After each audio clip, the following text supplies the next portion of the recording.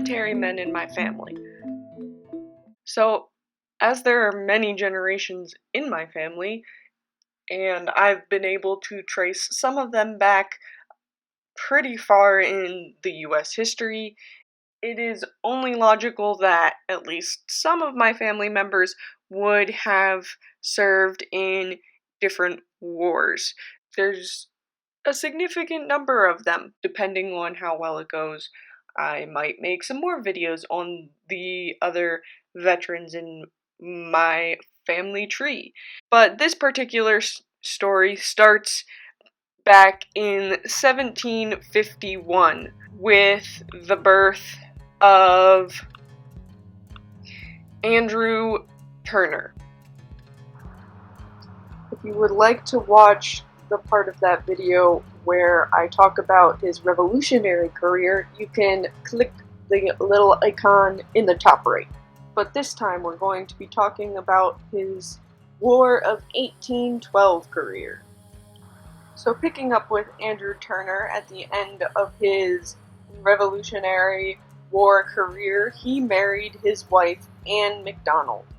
The reason I don't say for sure when it was is because that source that I mentioned before mentioned that he took part in the Battle of Yorktown. However, the other source that I have, Lieutenant Colonel Andrew Turner's marriage to Anne MacDonald, says that their marriage happened on the 27th of March, 1780. However, the Battle of Yorktown was from the September 28th to October 19th in 1781. So the dates don't quite match up there unless he took a really quick leave to go marry Anne MacDonald and then returned to take part in the Battle of Yorktown. So dates are a little shaky, but all the sources that I have are fairly reliable, so maybe one of them just transcribed the date wrong somewhere in there. Or maybe he did just get leave. Regardless, Lieutenant Colonel Andrew Turner did not fight in any more battles that I am aware of after this. He had a bunch of kids during this time, so it doesn't really work for him to be fighting in any of those wrapping up battles. His daughter Martha Turner was born in 1780, then he had a son, James Turner, in 1783, William Turner in 1784, Thomas Turner in 1785, John Turner in 1787, Eli Turner in 1788, Andrew Turner in 1790, Matthew Turner in 1791, and Sarah Turner in 1795. So he had 9 children with his wife Anne MacDonald, and they were just this happy, I'd say little, but it's not really little, family in Hartford, Maryland. However, Lieutenant Colonel Andrew Turner's military career was not over yet, because England and the United States were not done warring with each other. Although the United States had won their independence from Great Britain still was having a little problem with boundaries. What do I mean by that? Well, the British Empire at the time did not quite conceive that people could renounce the citizenship of where they were born. They just, once you were born in that country, you were just that country's citizen for the rest of your life. They didn't really accept the fact that all of these people were now rejecting their British citizenship and just being United States citizens. And one of the main conflicts that brought up was that during the Napoleonic Wars, Britain was press ganging United States citizens into the British Naval Service and the British Army. And while they could do that to their British citizens, the United States citizens were understandably quite peeved with this happening.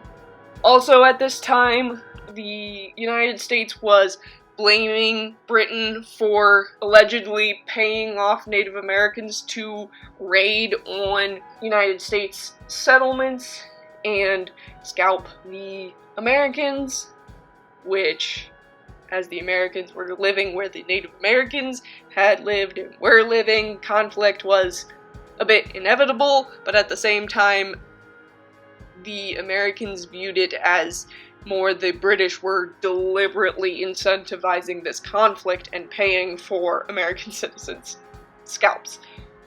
Regardless of all of this, you can't 100% put the blame on Great Britain, because Manifest Destiny, as I mentioned earlier, was strong right from the beginning. The United States had always had their eyes on Canada. As I mentioned, the United States Constitution has a clause in it that says Canada can join whenever they want, you know? And so this War of 1812 was a convenient opportunity to expand the boundaries of the young United States and get more territory. James Madison, who was president at the time, sent a message to Congress, and so then Congress got together and formally declared war. And as a response to that, there was a proclamation from the province of Upper Canada by Isaac Brock, Esquire, President, administering the government of the province of Upper Canada, and Major General commanding His Majesty's forces within our said province, declared war back. So war has been declared, both sides. This was very difficult to track down my ancestor's involvement. I was able to find out that he specifically fought in the Battle of Yorktown in the Revolutionary War, and I was able to find his registration, which showed his starting and ending rank as a lieutenant colonel, and he was still living in Maryland at this time, so he was working with the Maryland militia. And so all the states at this time have militias, and he was in charge of the 40th Regiment of Infantry. And this took a lot of digging, a lot of digging. However, I finally found that the 40th Regiment of Infantry in the Maryland Militia was part of the 1st Brigade of the Maryland Militia, which was under the command of Brigadier General Thomas M. Foreman under Major General Samuel Smith.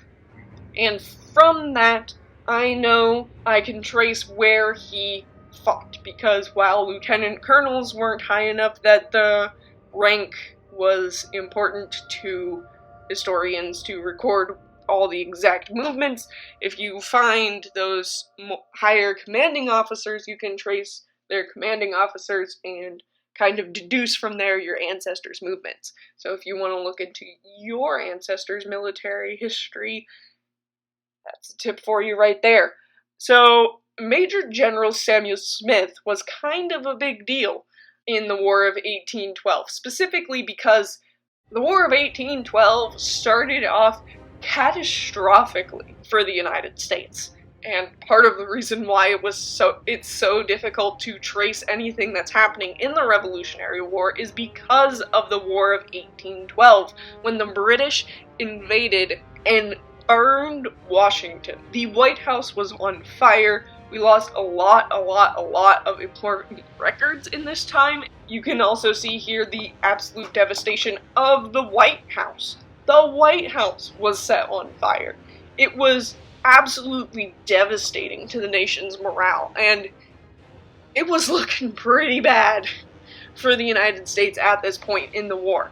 The British, on the other hand, are feeling great. They're marching along towards Baltimore, which now, as well as then, is an important port city in Maryland, and the British were like, okay, we're gonna head towards North Point. We've got the Navy coming in. We're gonna attack Baltimore from two sides. British thought, okay, we're gonna get this started, be in Baltimore by nightfall, and we'll sleep there. However, Major General Samuel Smith was in the way, and he was the one who had been devising the plans for the defense of Baltimore. He had Fort McHenry heavily defended. He was mustering up all the local militias. This is where Lieutenant Colonel Andrew comes in. He was mustering up all of these forces to work together on defending Baltimore from the British. Could the British deal another massive blow, or were the United States forces going to be able to rally and be able to regain momentum in this war? As I said, the British were marching towards Baltimore, and the Navy had not started their attack yet. The plan was to have the land forces start, and so the first battle in the series that is collectively called the Battle of Baltimore was the Battle of North Point. From what I can tell, Colonel Andrew Turner did not take part, however it starts the Battle of Baltimore, so it's kind of important information. This other brigadier general managed to hold off the British. Hey, we can still do this. British were not able to get into Baltimore, and so they had to stay the night outside. It was pretty cold. It also was raining, not so great. And then there was heavy rain in the night, so in the morning, the ground was just an absolute muddy mess. And it was in this that the British, having thought they were going to sleep protected from the rain in Baltimore, had to fight again. And this time, they fought on Hampstead Hill. And this battle is potentially the one Lieutenant Colonel Andrew Turner could have fought in. Again, there were all of these preparations that were made. They dug trenches, they created earthen berms, they mounted cannons. There were 20,000 troops to meet these British. All of these preparations stretched a mile-long time, and Fort Henry was attacked by the Navy. However, Major General Samuel Smith had been preparing for that as well, and over there, the defense of Fort Henry might sound familiar because a poet witnessing that was inspired to write a poem called The Defense of Fort McHenry, which was later set to music and became the Star-Spangled Banner.